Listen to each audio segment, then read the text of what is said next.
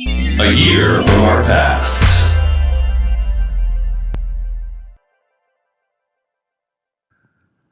In a year from our past, we'll be doing a brief history look back at a year from each decade and what we remember from those years.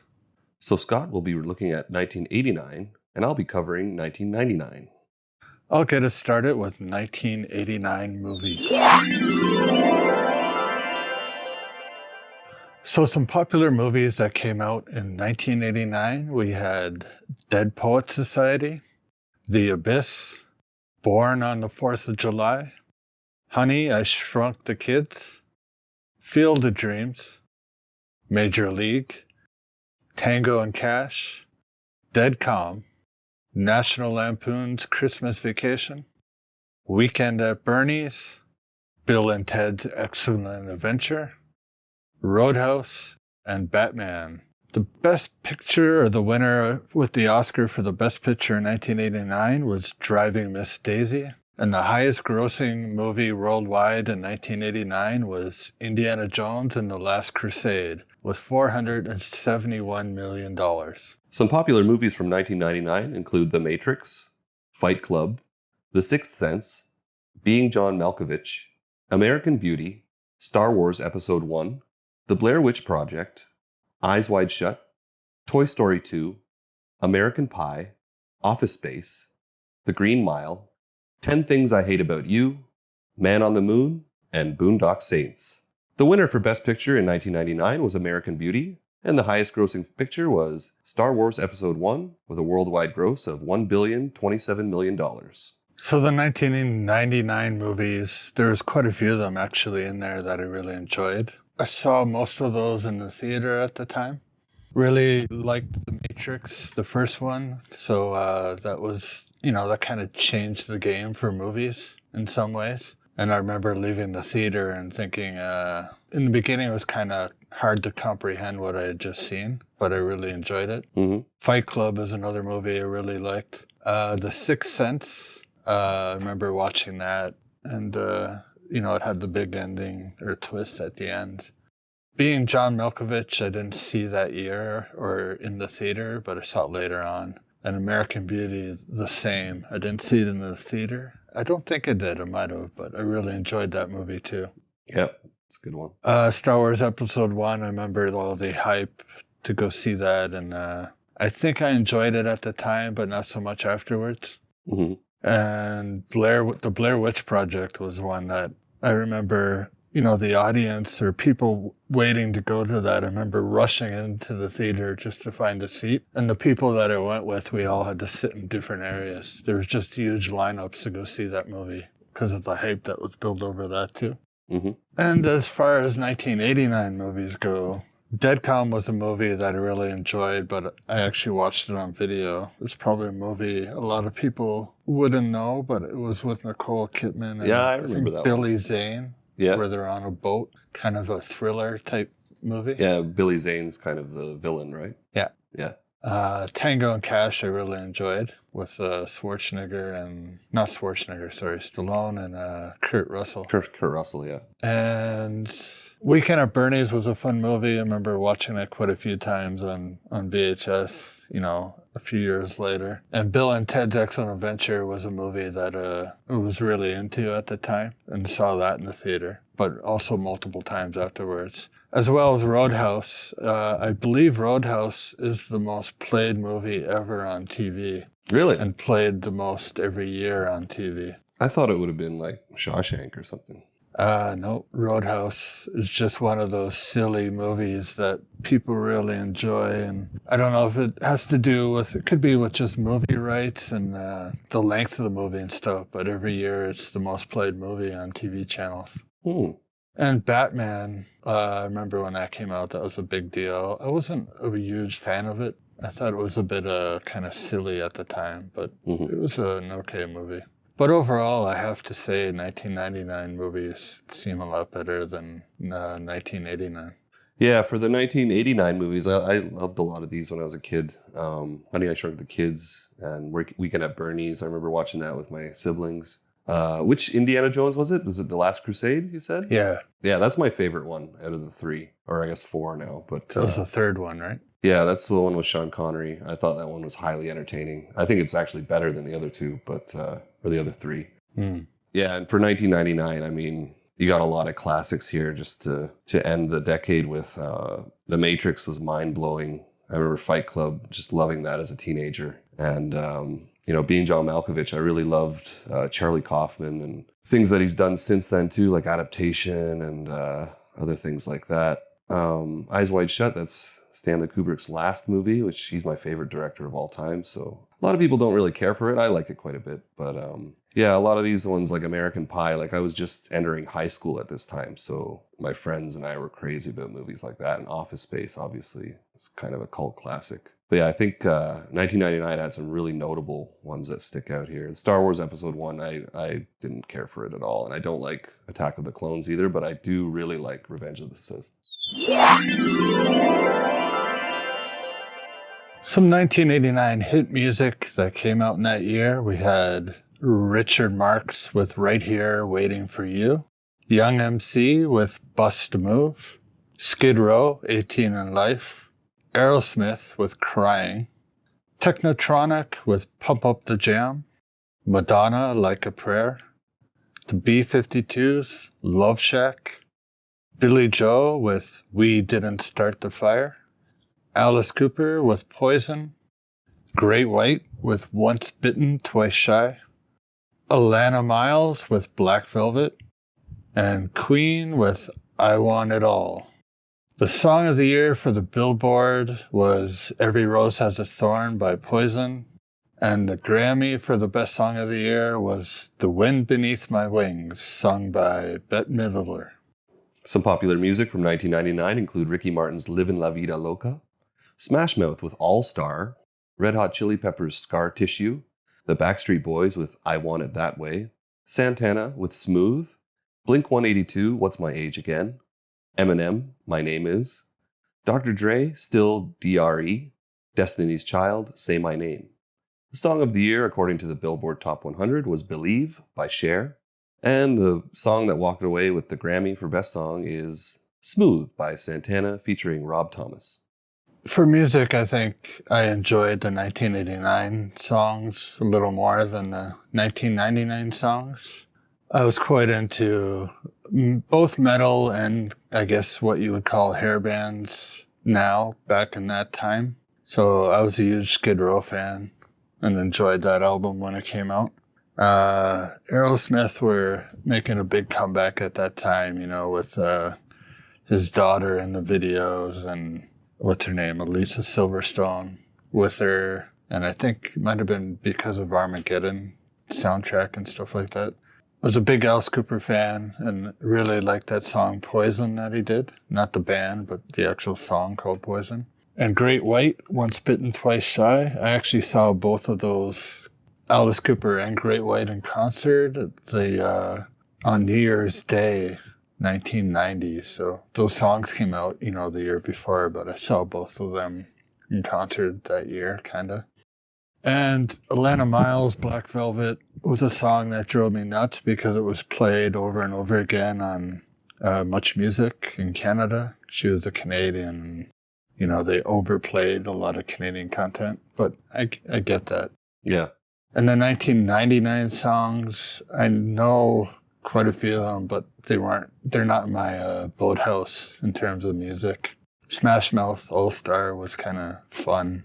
All the other ones, I'm not sure. Even the Grammy for Best Song of the Year was Smooth.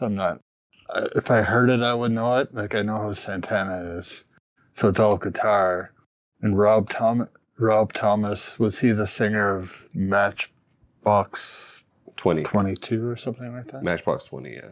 So not a big fan of the 99 music songs that were listed there anyway.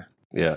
For the 1989 music, the ones that stick out for me are, the Black Velvet one you mentioned. Probably heard that everywhere when I was a kid. And Just Like a Prayer, the Madonna song. Actually, my girlfriend likes to sing that at karaoke, like every time we go. But yeah, for the 1999 music, I was just, like I mentioned earlier, I was just entering high school. And the ones that stick out for me are the Red Hot Chili Peppers, and Blink-182. And this is like when Eminem became very popular at first. And that Dr. Dre song, I mean, just that album, I think it was like The Chronic 2001 or whatever. Yeah, we were always listening to that when I was in high school. So, and I think that Believe song by Cher, that's like one of the first uses of like auto-tune in a song, right? Where her voice gets kind of distorted. I have no idea. It could be. I thought it was always like that, so I'm not sure. Yeah. Yeah, and the Santana song, I mean, that's one of those ones where if you're in Canada, at least, like at a grocery store or a pharmacy or anything, that always comes on. It's just one of those songs that I guess people like to shop to or something. I just hear it all the time when I'm back home visiting. So yeah, I'm sure I know it, and I'm sure it probably drives me nuts if I hear it, but yeah, who knows? It's very much like a summer song. I'm a big Red Hot Chili Pepper fan, too. I kind of forgot that was on there. But I like the older Chili Peppers. Up until Blood, Sugar, Sex Magic album. Yeah, I think, Californication, that was kind of like their comeback, like when they became relevant again. Because it's got quite a few catchy songs on it. Yeah. All right, so for 1989's TV news and other events in TV, we had the debut seasons of some famous shows like Cops, The Simpsons, like the standalone version of the show, Baywatch, and Seinfeld.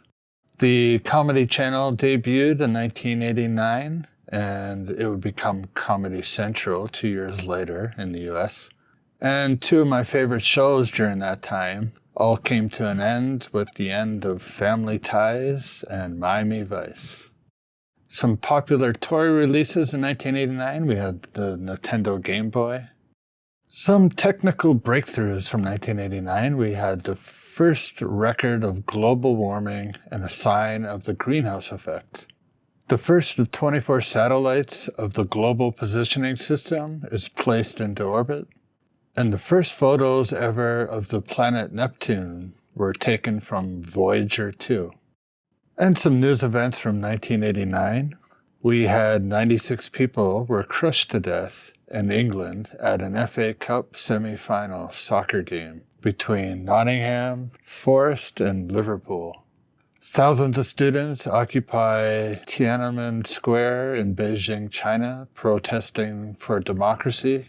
The Chinese government declares martial law and hundreds of demonstrators are killed. Also, the serial killer Ted Bundy is executed in Florida's electric chair. And the Exxon Valdez oil spill occurred off the coast of Alaska. Some TV events from 1999 include the Biography Channel being launched. Family Guy airs its first pilot. Home Improvement ends its 8-season run with its series finale on ABC.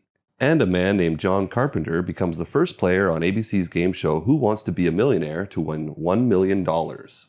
Some popular toy releases from 1999 include Pokemon merchandise, and some technical breakthroughs include David Bowie's Hours becomes the first complete music album by a major artist available to download over the internet in advance of the physical release. First emojis, or emoticons, are introduced in Japan. And the first BlackBerry is released using the same hardware as the interactive pager 950 and running on the mobile text network. And Napster, a music downloading service, debuts. Some famous news events from 1999 include the China News Service announcing new government restrictions on internet use aimed especially at internet cafes. U.S. President Bill Clinton is acquitted in the impeachment proceedings of the United States Senate. And Nunavut, an Inuit homeland, is created from the eastern portion of the Northwest Territories to become Canada's third territory. Former Warsaw Pact members Hungary, Poland, and the Czech Republic join NATO. And off the coast of Martha's Vineyard, a plane crashes piloted by John F. Kennedy Jr., killing him, his wife Carolyn Bessette Kennedy, and her sister Lauren Bessette. And finally, Boris Yeltsin resigned as president of Russia, leaving Prime Minister Vladimir Putin as the acting president. From 1989... As far as TV shows go, I mean, I was a huge fan of Miami Vice and Family Ties, so it was sad when they both came to an end that year. But obviously all the shows that debuted for their first season, I mean, Cops, I think was one of the longest running shows up to this year. Obviously it got taken off the air. Mm-hmm. And Simpsons is still going, so it must be just as long as Cops. I don't know which one had more episodes. It might have been Cops. Yeah, you mentioned Simpsons debuted on its own because originally it was on like the Tracy Ullman show or something. Yeah, it was something like a like segment. that. First aired on one of those. Yeah. And obviously Baywatch was quite famous, and obviously Seinfeld was a fan favorite for most people. Yeah. I never got into the Nintendo Game Boy, so that wasn't a big deal to me. Same in 1999, like Pokemon. I was never into anything regarding Pokemon, so don't have much to say about the toys for those years.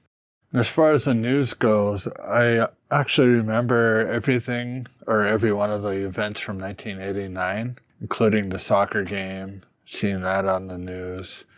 The whole thing with China, I don't remember that as much, but it's obviously famous now. I think that's the famous film clip with the guy standing in front of the tank.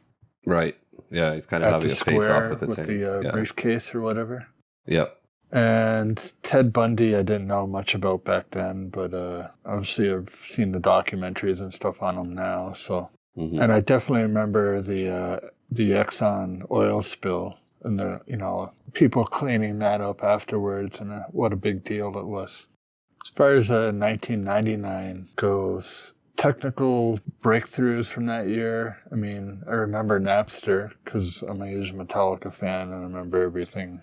That whole thing went, ended up with Metallica fighting against Napster type thing. A lot of that was like the drummer as well, right? Like, well, he's the spokesperson, but it's the band. Yeah. He's just the member that talks a lot. Mm-hmm. Home Improvement with TV. Home Improvement was a show that I kind of enjoyed back when, like sitcoms or whatever you want to call them were still around and still popular.